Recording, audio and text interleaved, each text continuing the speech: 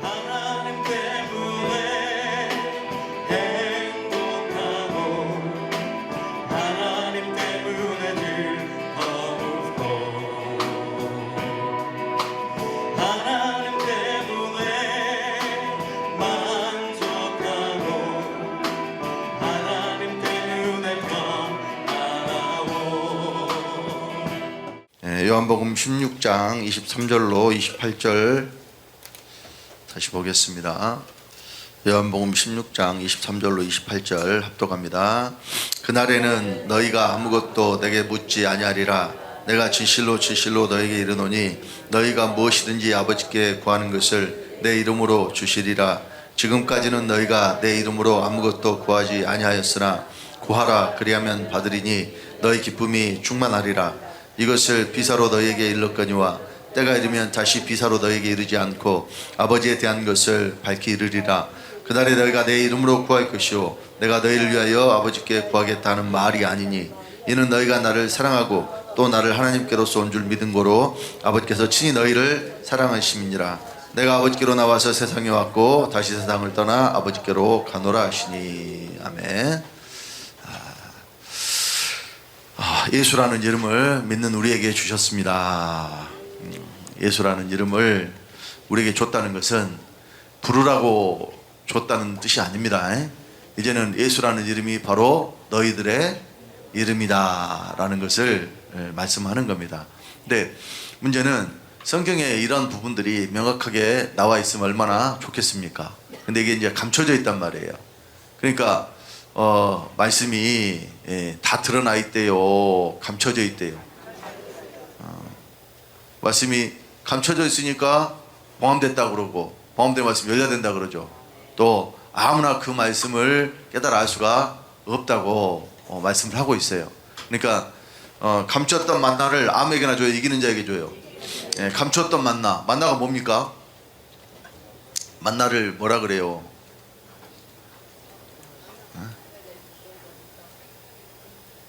그러니까 이 만나를 보통 하나님의 말씀, 일용할 양식, 뭐 그러니까 그 여러 가지로 이제 표현을 하지만은 공통적인 것은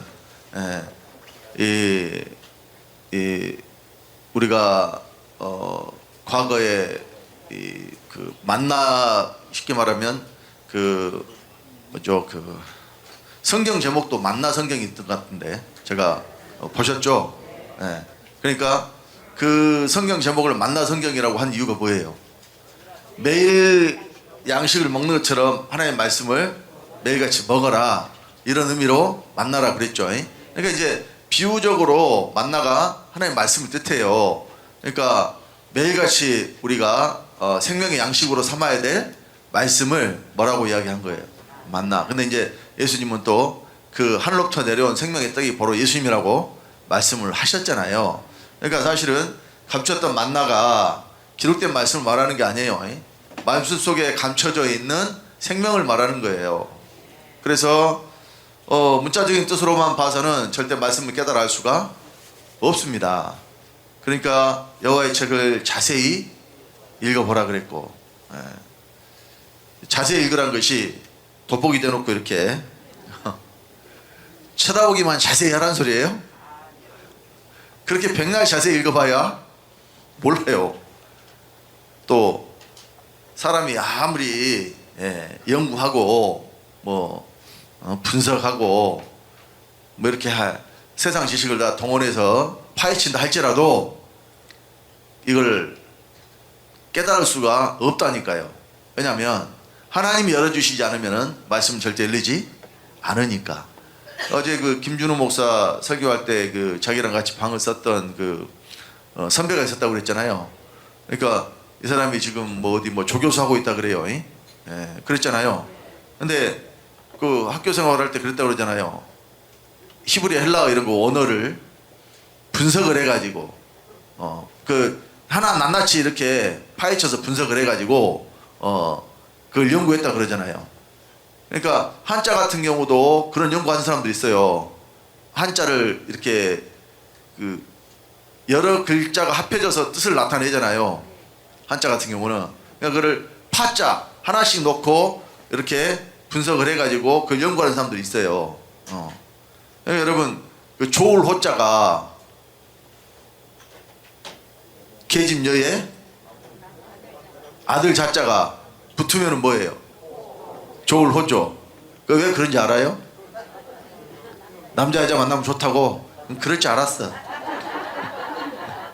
꼭 생각하는 것이 딱 그 수준이라 남자하고 여자가 만나면 좋다고 그렇게 해석을 하려고 대부분 그래요.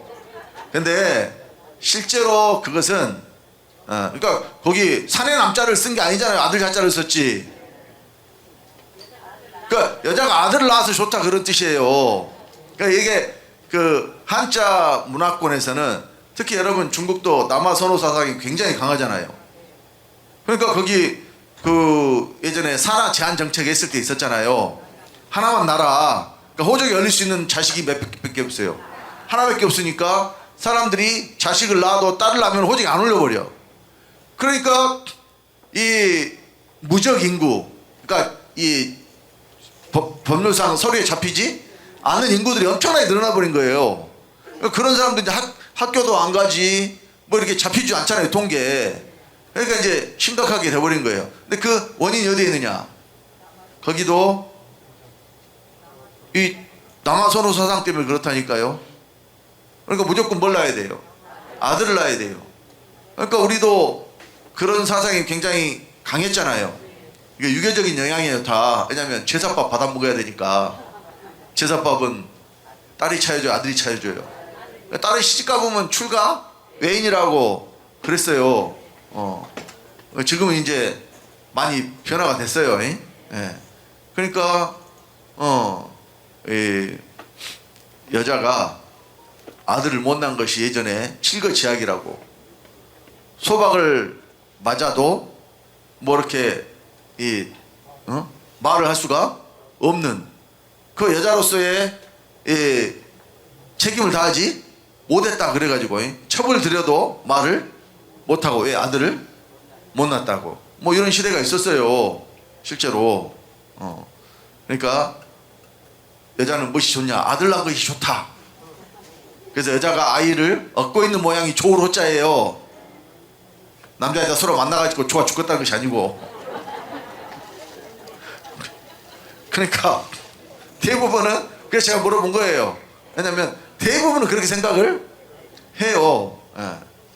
그래서 그런 식으로 예를 들어서 성경을 연구한다고 해도 언어 백날 연구해봐야 안 열린다니까요. 뭐 그래서 어제 김준 목사 그 이야기하는 중에 나왔지만 엘로힘이 여성 명사니까 그거를 분해를 해가지고 뭐 이렇게 하다가 그 안상홍이가 어머니 하나님 그런 곳이 나왔다. 그 이야기 하잖아요. 여러분 단어가 물론 이제 그 뭐 프랑스어에도 남성 명사, 여성 명사 이런 게 있어요. 예? 그러면은 남성 명사를 해서 남자만 뜻하고 여성 명사를 해서 여자만 뜻하고 그런 게 아니란 말이에요. 근데 뭐 언어에 대해서 저도 잘 모르지만은 그런 걸 연구해 가지고 만약에 성경이 열릴 것 같았으면 히브리 헬라한 사람들이 전부 다 성경 꿰고 있어야지. 그렇잖아요. 그건 사실 이 각 나라 말로 각자 자기의 말로 성경을 이해하고 알아듣는 것이 제일 빠르잖아요.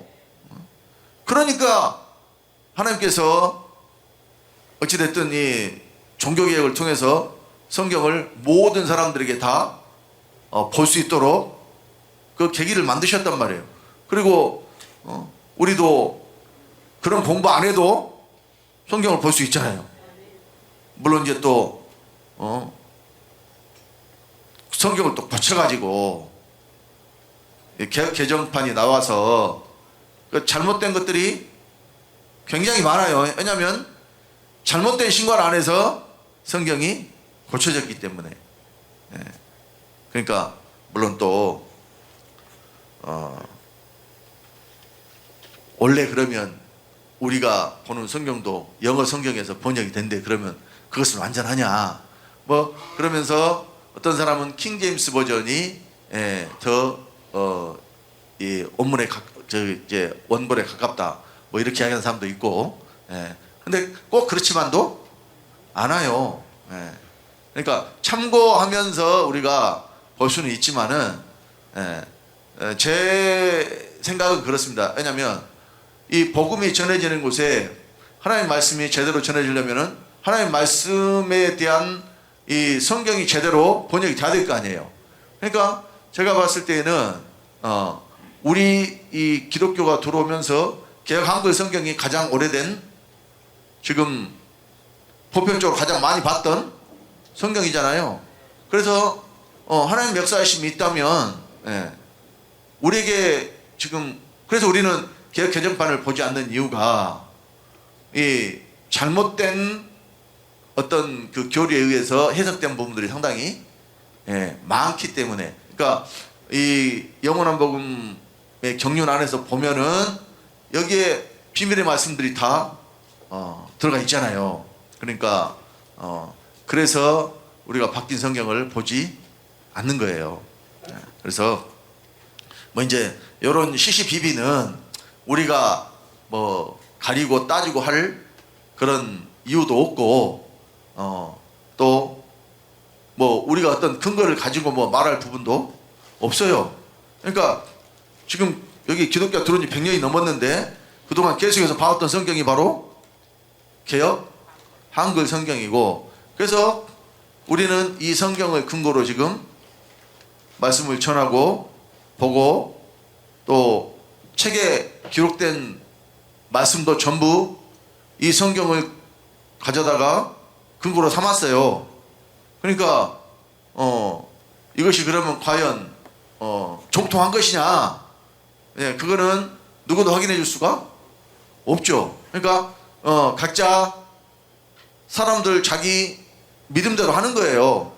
근데 우리는 지금 우리에게 주어진 이 성경이 정확한 하나님의 말씀이라고 믿고 보는 것이고, 그러니까 인정을 안 하면 어쩔 수가 없는 거예요. 그러니까 우리가 지금 이 성경을 근거로 말씀을 증거해 주는데 사람들이 받아요, 안 받아요? 많이, 그러니까 여기 계신 분들은 이제 받아서 여기 오셨지만은 많은 사람들이, 그러니까 똑같은 성경을 보고 전해줘도 그 사람들이 받아요, 안 받아요? 안 받잖아요. 그러니까 아까도 말씀드렸지만은 말씀이 봉함되어 있고 감춰져 있기 때문에 이 성경은 그냥 사람들이 연구하고 뭐 분석하고 파헤치고 그런다고 해서 열리는 것이 아니다. 어제도 말씀드렸지만 계시로 비밀을 알게 해 주셔야, 그래야 비로소 성경이 열려요. 그러니까 어제 사도 바울의 예를 들어서도 말씀을 드렸습니다마는,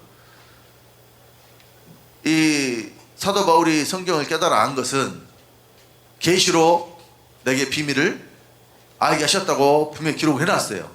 사람에게 배운 것도 아니고 받은 것도 아니다.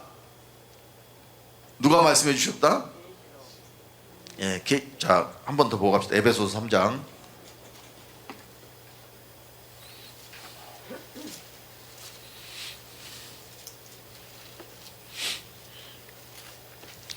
(2) 절부터 4절까지.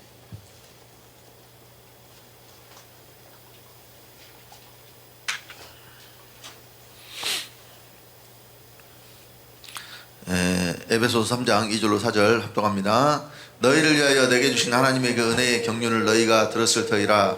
곧 계시로 내게 비밀을 알게 하신 것은 내가 이미 대강 기록함과 같으니 이것을 읽으면 그리스도의 비밀을 내가 깨달은 것을 너희가 알 수 있으리라.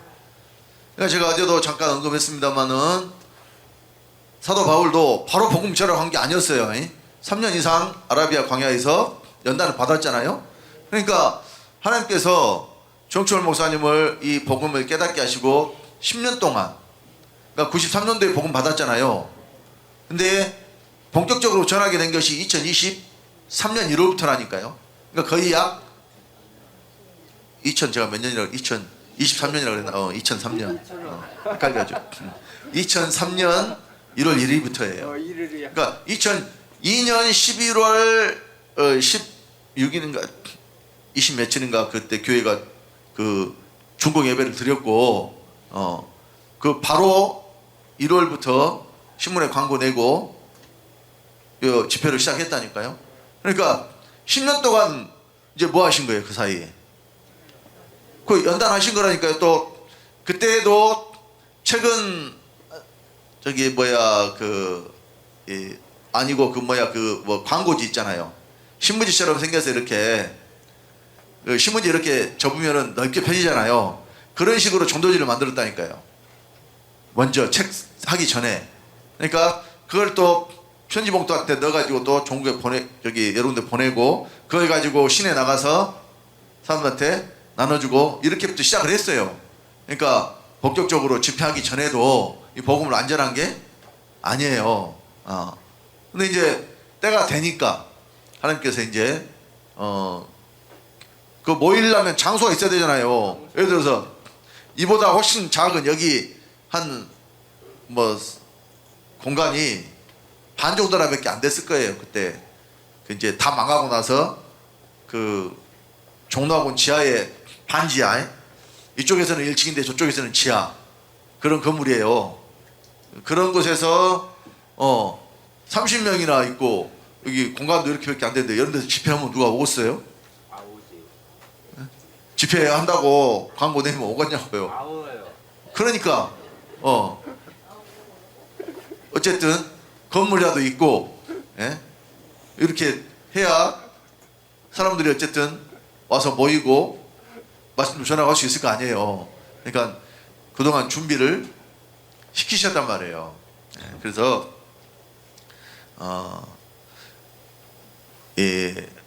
말씀이 절대 사람이 연구해서 깨달을 수 없다. 그러니까 여기서 조홍천 목사님이 자꾸 강조하시면서 문제가 있는 사람들을 말씀을 하실 때 그들의 공통점이 뭐냐면은 뭔가 자기가 깨달았다는 것을 이야기해가지고 그것이 자격에서 나온 것처럼 요걸 하려고 하는 사람들이 꼭 문제가 되고 문제를 일으키고 여기서 분란을 일으키고 나가게 되고 그렇게 된단 말이에요. 그러니까 뭐 광양에 지금 그 우리 광주 교회로 이제 많은 분들이 거기서 왔습니다만은 거기 그 정근 목사도 여기서 듣고 가가지고 올해도 참석 안 했어요. 그 몇 번 참석 안 했는데 뽑아다가 책 하나 써갖고 이 복음이 누구한테 나왔다? 자기한테 나왔다. 그러니까 거기 있는 성도 중에 청년 하나가 아무리 봐도 저거 정근 목사한테 나온 것이 아닌 것 같은데 원조가 있을 것 같은데 그러니까 찾아봤다 그러잖아요. 찾아보니까 주혁철 목사 있으니까 원조가 여기 있고만은 사기쳐가지고 자기가 원조라 그런다고. 그래서 이제 거기가 먼저 왔잖아요. 그리고 나서 이제 또 그 성도들 상대로 장사를 한다니까. 장사 목사가. 그 여러분 교회가 그런 거 하라고 있는 거예요? 그러니까 지가 목사면서 또 센터장이야. 뭐 그런 일하는 뭐 그 세상적인 일 관련해서 센터장. 지가 센터장이고 그러니까 북치고 장구치고 혼자 다 먹는 거예요. 뭐 그런 거 하려고 여러분 목회를 하면 하나님이 그걸 그냥 주시겠어요? 근데 이제 또 어찌됐든 섞어서 전하긴 하지만 여기서 갖다 배운 것을 전하니까 한 번 하나님에 대한 것은 어때요? 이야기를 했죠. 그러니까 거기 성도들은 어찌됐든 받아들이는 것이 빠른 면은 있더라고요. 그래서 결국은 그러니까 미천이 금방 드러나 버려요. 자기에서 나온 것이 아닌데 자기에서 나온 걸로 아무리 포장을 한다 한들 그 사람들이 바보가 아닌 이상에 보면은 자기들도 뭔가 좀 그렇다. 그래서 뭐 여러 명 있었어요. 초창기에는 그 조씨가 있었잖아요. 조씨. 그 사람도 뭐 책 이름이 뭐 뭐 정오예비? 정오예비신가 뭐가 그 책을 써갖고 그것도 여기 중심에서 쓴 책 갖다가 뽑아갖고 해놓은 것이고, 그러니까 정모사 책 하나 써갖고 해놓은 것도 그냥 책도 아니고 뭣도 아닌데 그냥 구절만 뽑아다가 그냥 대충, 예, 그런 건 책이라고 할 수도 없어요. 예. 그런 걸 해놓고 이 복음이 누구한테 나왔다? 자기한테 나왔다. 이제 목적이 그렇게 불순하니까, 예. 여러분 그렇게 해서 잘 될 것 같아요. 예. 그러니까 여기 하나가 되어서 모여서 이 복음을 일으키려고 생각을 해야지. 여기서 좀 배우다가 나도 하나 차려가지고 내 이름 내야지, 이런 생각을 하니까 그 뭐 말은 하나인 것처럼 하다가 벌써 본색이 어때요? 좀 지나면 드러난다니까요. 예. 그러니까 예수님 제자 중에 하나도 마귀였잖아요. 아, 내가 너희를 택하지 않았느냐, 너희를 부르지 않았느냐 그랬는데, 근데 너희 중에 하나는 마귀다. 예수님이 알고도 부르신 거예요. 왜냐하면 팔놈이 하나 있어야 되니까. 예수님을 팔아야 예수님 입장에 못 박혀? 돌아가실 거 아니에요. 그러니까 여러분, 이스라엘 백성들이 애굽에서 나올 때에도 바로의 역할을 하는 존재가 있어야 된다니까요. 바로를 강팍해 해가지고 한 번에 나가게 해요. 계속해서 막아요. 10가지 재앙을 다 내릴 때까지도 보내지 않잖아요. 끝까지 막다가 이제 초태생 장자를 하나님이 다 죽여버리니까 그때 내보내죠. 근데도 순순히 내보내요. 또 쫓아가요. 군대를 일으켜가지고 또 쫓아가잖아요. 그러니까 그거를 사실은 이스라엘 백성들에게 하나님의 이 구원을 보여주시려고 그런, 쫓아온 군대도 있어야 그 사람들이 지금 사실은 앞에는 바다고 뒤에는 애국 군대고, 그럼 뭐 진퇴양난이잖아요. 하나님의 구원하심을 거기서 보이시는 거예요. 너희는 가만히 서서 오늘날 내가 너에게 행하는 이 구원을 보라고 말씀하셨잖아요. 근데 만약에 쫓아오는 군대가 없었다면 그들의 마음이 그렇게 급박하고 막 간절했을까요? 그러니까 그 상황에서는 오직 누구만 바라볼 수밖에 없어요. 하나님만 바라볼 수밖에 없죠. 그래서 홍해가 갈라지는 것을 보고 얼마나 놀라운 이적을 그들이 직접 체험을 하고 구원을 받았잖아요. 근데도 광야에 들어가서 이제 길이 좀 험하다고 원망하고, 물이 없다고 원망하고, 고기가 없다고 원망하고, 이런 것이 누구냐? 이런 것이 바로 저와 여러분들이라 그 말이에요. 우리 이야기예요, 사실은. 그렇게 해줘도, 그렇게 보여줘도 깨닫지를 못해. 금방 불평하고 원망하고 그러다가 또 죽고. 이것이 광야에서 사는 사람들의 상태입니다. 그러니까 하나님께 쓰임받는 것도 여러 가지가 있어요. 우리 책 보낼 때 교육관 건물 없으면은 책 보내는 거 꿈도 못 꿨는데, 하나님이 주옥철 목사님은 그런 쪽에 전혀 무례한이라니까요.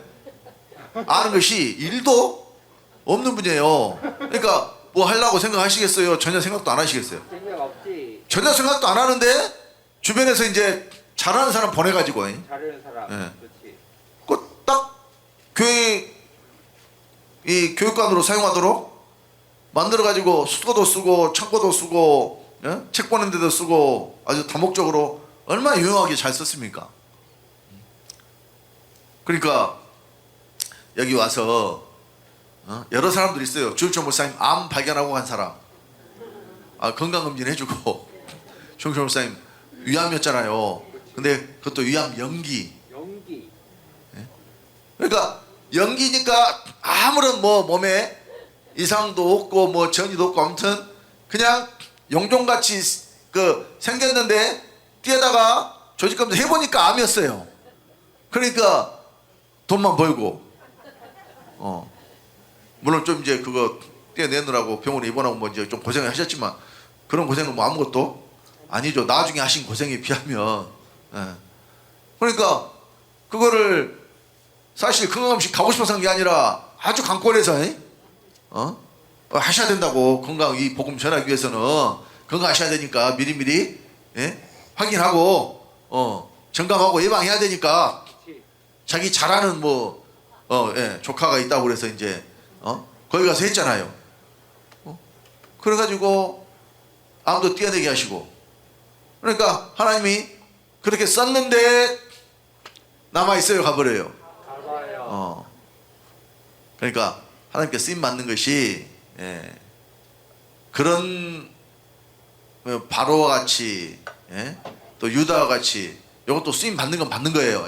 근데 그것은 버려지는 거잖아요, 나중에. 그러니까 그런 사람들 보면 참 안타깝다 그 말이에요. 그러니까 여기 계신 분들은 그런 분이 한 번도 없으시기를. 별로 하면 크게 안 하네.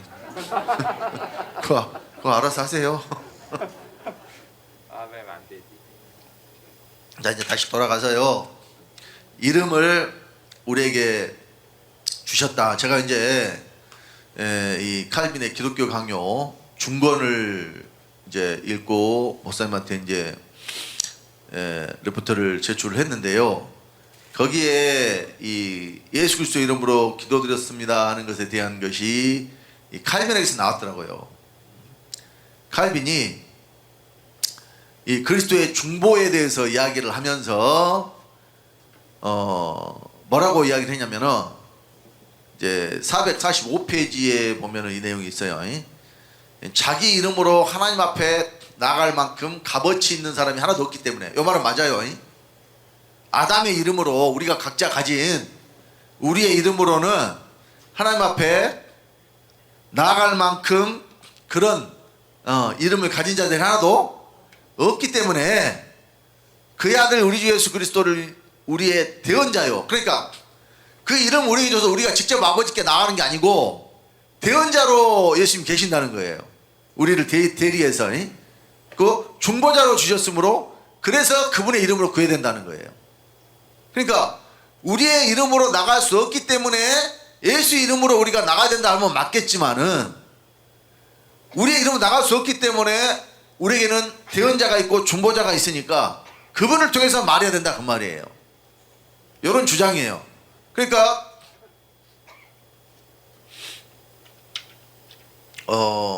다음 페이지에 446페이지에는 특별히 그리스도의 이름으로 기도하면 이루어 주시라는 약속이 주어져 있다. 그러니까 우리가 좀 전에 읽었던 요한복음 16장 말씀이나 또 요한복음 14장에도 있고 몇 군데 있어요. 그런 말씀들이 바로 예수 그리스도의 이름으로, 그러니까 무엇이든지 내 이름으로 구하는 것을 아버지께서 주시라 그랬잖아요. 그러니까 이것이 바로 누구 이름으로 구하라는 것이다? 예수 이름으로 구하라는 것이다. 그러니까 구해야 될 대상, 우리가 구해야 될 대상은 아버지. 기도할 때 그러니까 예수님한테 기도해요, 아버지한테 기도해요? 아버지한테 기도하죠.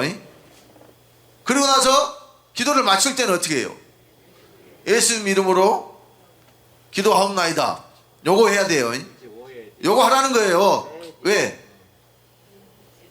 우리의 기도를 아버지가 직접 안 들은대요. 우리가 하면. 왜?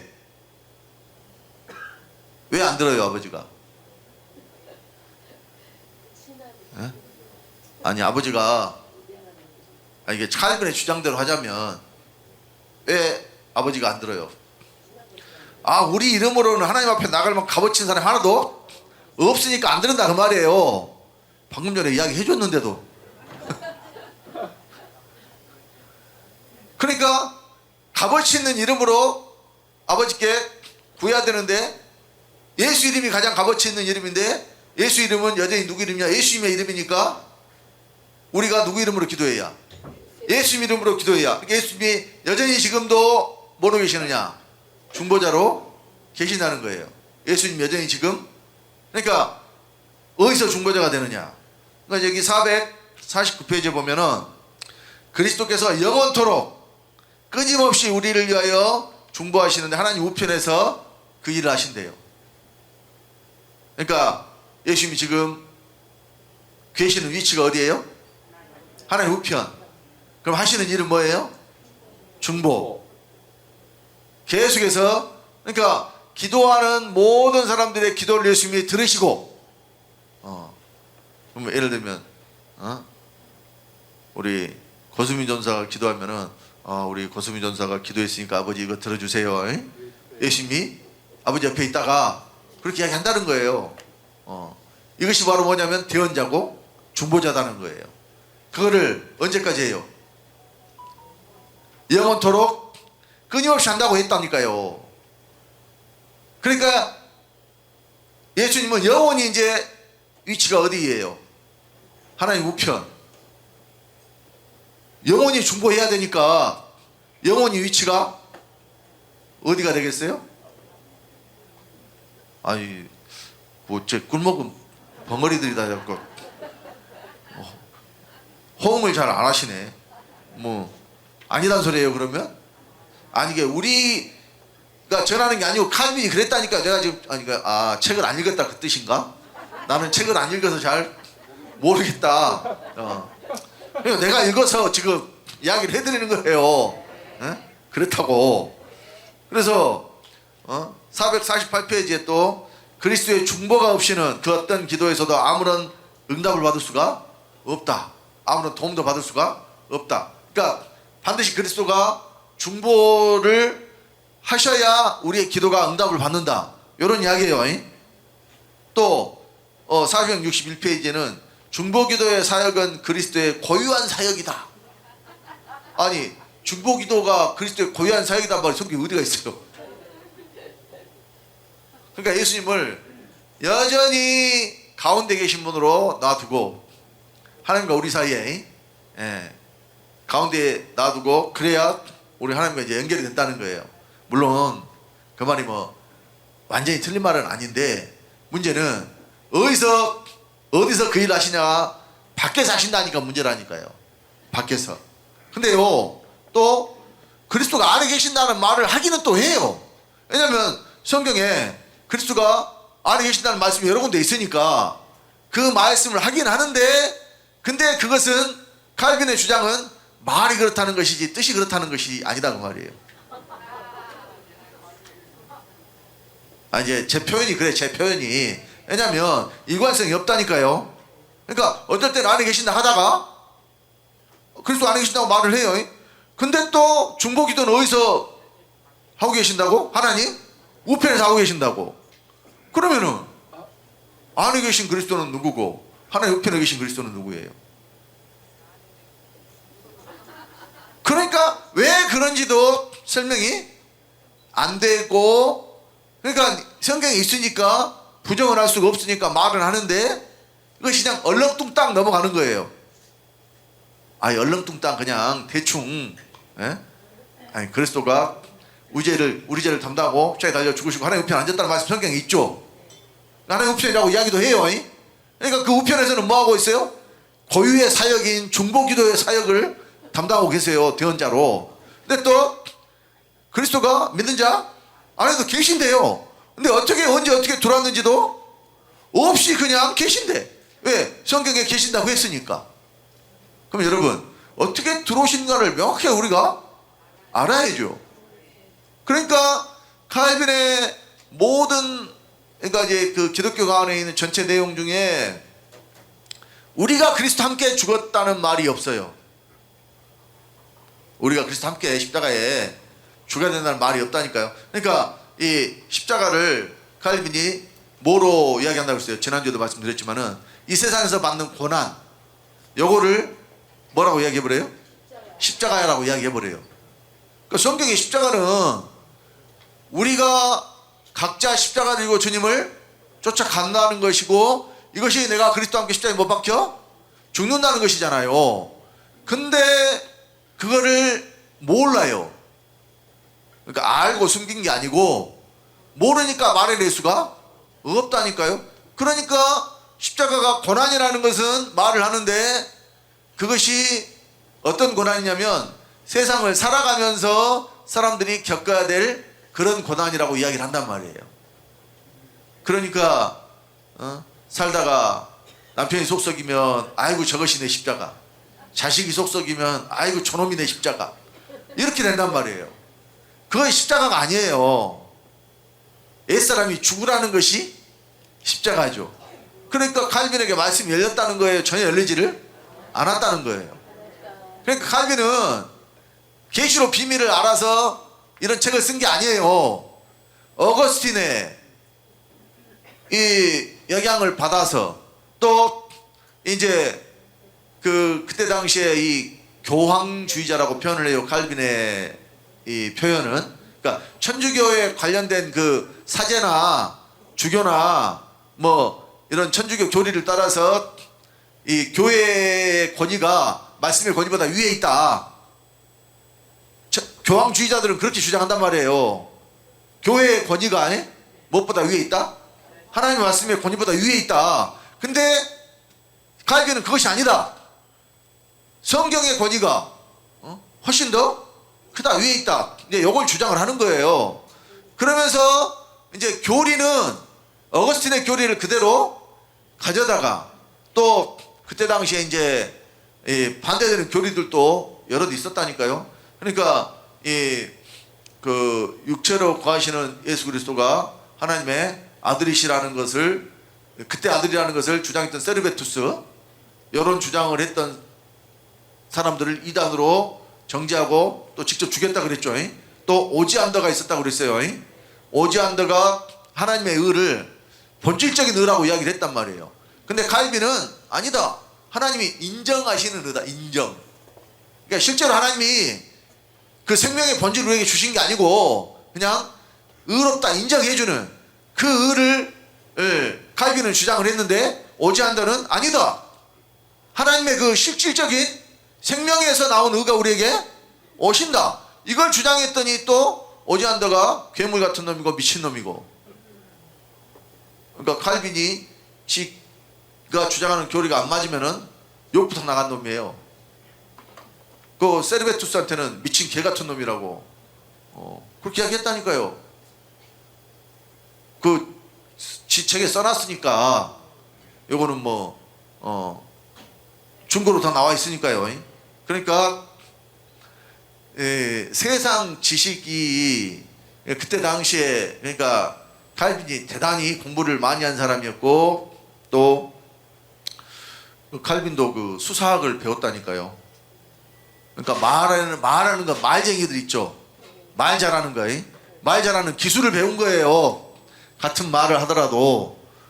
그리고 엄청나게 많은 책들도 읽었고, 그러니까 사실은 칼빈이 기독교 강론을 자기가 쓰고 싶어서 쓴 것이 아니라고 밝혀놨어요. 하도 주변에서 이 교리를 바로 세우고 이단 교리들을 이렇게 미혹되는 사람들이 없도록 확실한 지침서를 하나 내어놓아야 되겠다 해서 주변 사람들의 강권에 서 자기가 쓰게 됐다고 이게 나와요. 책 내용에 보면은. 그래가지고 이것을 한 번에 책이 완성된 게 아니라 처음에 쓴 책에다가 추가될 것도 넣고 여러 번 수정 정보판이 나온 거예요. 그래가지고 지금 제가 읽은 것이 이제 1559년인가 나오는 최종판, 그것이 이제 최종적으로 이제 완결된 것을 이제 지금까지도 계속해서 기독교 고전이라고 이렇게 해서 팔아요, 서점에서. 그래가지고 세상적으로 그때 굉장히 뛰어난 지식을 가지고 있었던 사람인데 지금 이 시간이 지나고 세월이 흘러서 그걸 비춰보면, 그러니까 거기서 이제 칼빈이 그런 주장을 한단 말이에요. 우주의 역사가 5,500년이다. 왜 그러냐? 성경에 아담 때부터 예수 때까지 4,000년이고, 칼빈이 1500년대 사람이니까요. 16세기가 1500년대잖아요. 1500년 사람이니까 예수 때부터 1500년 흐른 거잖아요. 그러면은 우리는 이제 6,000년이라고 이야기하지만 우리는 신약 4천년, 구약 2천년, 6천년 이야기하지만 칼빈 시대에는 신약 4천년, 아니 구약 4천년, 신약 1500년이라니까요. 그러니까 우주의 역사가 몇 년? 5500년이라고 했어요. 근데 그때 당시에도 칼빈과 또 그 성경을 연구해가지고 연도를 이렇게 분석을 해서 그 주장을 한 사람들을 반대하는 자들이 그러면 6500년 동안만 하나님이 일하시고 그 나머지 시간 하나님 뭐 하셨대? 이렇게 이제 비웃었다는 이야기예요. 하나님이 겨우 6500년만 그러면 일하셨대. 그런 하나님이 무슨 창조주가 되시겠느냐? 막 이런 식의 비난을 자기들한테 했다는 거예요. 그래도 성경이 역사가 인류의 역사가 5500년이라고 하니까 우리는 그것을 믿는다. 이런 주장을 했어요. 근데 여러분 지금 확실하게 지구의 나이가 약 45억 년이나 된다는 그런 증거들이 그러니까 그것뿐만이 아니라 지금 이 지구에서 발견되고 있는 수없이 많은 화석들이 있죠. 요것들이 적게는 몇 천만 년 전에서 몇 억 년 전까지 막 또 인류가 도구로 사용했던 구석기 시대, 신석기 시대 이런 유물들도 있어요. 몇만 년 전에 사람에 의해서 만들어진 도구가 나왔는데 그러면 여전히 우주의 역사는 6천년이다 이렇게 주장을 하면서 복음을 전하면은 사람들이 뭐라고 그럴까요? 그거를 받아들일까요? 그러니까 성경은 인류의 역사를 물론 아담 때부터 보면은 4천년이지만은 우리가 생각해야 될 부분은 이 반박할 수 없는 증거가 이미 나와 있는데 그거를 고려를 해야 돼요. 그거 무시해버리고 성경이 4천년이다 그러면 아담이 인류가 4천년 전에 만들었다 그러면 이거는 인정을 못 받는다니까요. 그러니까 우리가 이 아담 때부터 우리까지 역사가 4천년이라는 것을 부정하다는 것이 아니고 그 전에도 사람이 있었다는 이야기예요. 왜냐하면 그것은 과학적인 증거예요. 명확하게 나와 있는. 그러면 뭘 생각해야 되느냐? 그러니까 요거는 이제 성경에 명확하게 나와 있지 않은 견해입니다만은 영이 없는 사람이 있었다는 거예요. 그러니까 영이 없다는 것은 하나님을 알지 못하는 짐승과 같은. 그러니까 혼만 있는 사람은 짐승은 하나님을 알아요, 몰라요? 하나님을 몰라요. 지능이 사람에는 못 미치지만은 또 이 미래란 사람보다 나은 그런 동물들이 있어요. 예를 들어서 바다에 가면은 돌고래 같은 거 이런 것들 있죠. 굉장히 영리해요. 그러니까 그런 그 영상들이 실제로 있다니까요. 그 바다 거북이가 있잖아요. 몸이 칭칭 감겨가지고 막 그 비닐 같은 거 막 그 얼굴이 막 씌어져가지고 이렇게 막 곧 죽게 생겼으니까. 근데 사람들 요트 있는 대로 돌고래가 그 바다 거북이를 이렇게 머리로 밀고 왔어요. 뭐 하라고 왔을까요? 구해주라고. 그러니까 쟤하고 같은 동종의 이 같은 돌고래끼리도 아닌데 바다거북이가 죽어가게 생겼으니까 이걸 살려줄 사람 누구밖에 없다. 도구를 쓸 수 있는. 그러니까 그걸 안다는 거예요. 사람은 그거를 살릴 수 있다는 것을. 그러니까 밀고 와서 살려주라고 그러고. 또 그 범고래 있죠. 범고래. 그 굉장히 흉포하고 상어들이 그 앞에서 꼼짝도 못해요. 그러니까 범고래가 제일 좋아하는 것이 상어 간. 그러니까 상어 간만 딱 빼먹고 나머지는 그냥 버린대. 근데 그것들도 머리가 엄청 좋대요. 근데 그것들도 사람한테 와서 그물 같은 데 걸리면은 구해주라고 한대요. 사람한테 와가지고 그러니까 이상 행동을 보면 따라오라고 자꾸 가보면은 갇혀있는 동료가 있는 거예요. 사람들이 가서 구해주고. 그런 것들이 어떻게 그러가 할까요? 머리가 지능이 있으니까 안다니까요. 똑똑하니까. 그러니까 여러분 그 개들도 영리한 개들이 있잖아요. 사자 맞기 잘 알아듣죠? 그런 것도 훈련이 잘 돼요. 여러분, 돼지 있잖아요. 돼지가 미련한 것 같아도 엄청 똑똑하대요. 실제로 실험을 했는데요. 개하고 돼지하고 미로 있죠, 미로. 이렇게 길이 막아져 가지고 이 미로에서 들어가고 나가는 거 똑같이 만들어 놓고 조건을 개하고 돼지하고 실험을 했는데요. 누가 더 빨리 나왔을까요? 돼지가 더 빨리 나왔다는 얘기예요. 그러니까 이거는 실험에 의해서 지금, 그러니까 이제 물론 이제 일반적으로 다 그렇게 할 수는 없지만은 개 중에서도 뛰어난 개가 있고 미련한 개도 있겠죠. 사람도 그런데 뭐. 근데 이제 돼지를 보통은 다 미련한 돼지라고 그러는데 미련하지 않대요. 또 돼지가 더럽다고 그러는데 더러운 한계에서 키워서 그렇지 돼지도 지가 놀 때하고 똥 쌀 때하고 밥 먹을 때 다 구분한대요. 이거를 나눠서 그런 환경을 만들어 주면 지 누워서 잔 데는 자는 대로 침실로 쓰고 먹은 데는 먹기만 하고 똥 싼 데는 가서 똥만 싸고 그런대요. 근데 사람들이 그냥 돼지 새끼는 아무 데서나 그냥 키우면 되지 그래갖고 그냥 한 곳에서 해버리니까 막 그렇게 되는 것이지. 나름 깨끗한 것이 돼지래요. 그러니까 짐승들도 다 뭐가 있냐면 지능이 있어요. 그러니까 요거는 이제 뭐 우리의 구원과는 상관이 없는 부분입니다만은 이 명확하게 드러난 어떤 증거들을 그냥 우격다짐으로 인류 역사는 6천년이야 이렇게 주장을 하는 것은 사례에 맞지 않다니까요. 그러니까 우리가 이것은 뭐 이제 참고적으로 여러분이 이제 그냥 제가 저도 그것이 맞다고 생각을 하니까. 왜냐하면 사람이 존재하기는 했는데 하나님을 모르는 사람이 있었을 것이다 하는 것이 저는 맞다고 봐요. 왜냐하면 아담이 6천년이면 그 전에 있는 사람이 살았다는 증거를 그럼 어떻게 할 거예요? 어떻게 설명을 해야 돼? 설명할 방법이 없잖아요. 그러니까 근데 이거는 이제 뭐 우리가 뭐 논쟁할 것도 아니고, 왜냐하면 지금은 그런 존재가 없으니까, 지금은 그런 사람 자체가 없으니까, 지금은 사람은 다 하나님을 모르는, 그러니까 신을 섬기는 것을 사람은 오직 한다니까요. 원숭이가 제사 드리는 거 봤어요?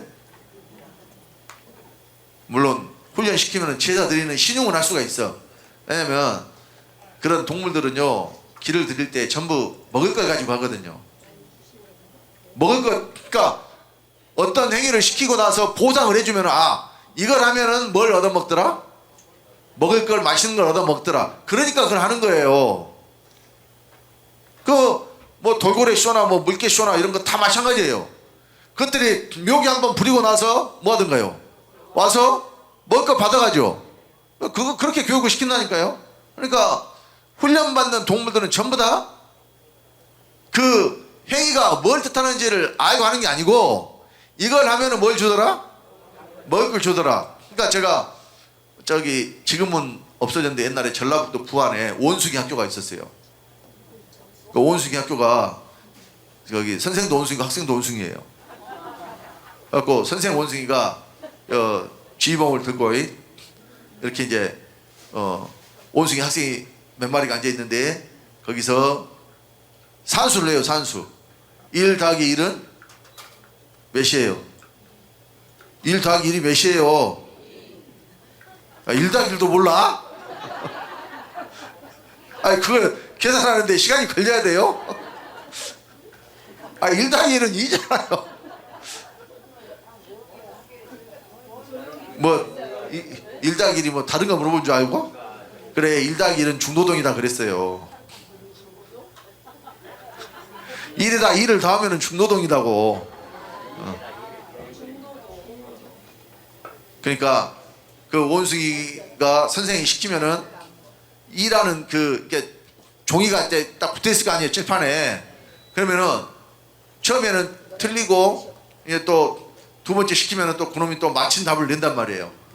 그러면 그 원숭이가 진짜 셈을 해가지고 숫자의 개념을 알고 1 더하기 1은 2라는 걸 갖다 붙였을까요? 이렇게 생긴 걸 갖다 붙이면 먹을 걸 주니까 이거 갖다 붙였을까요?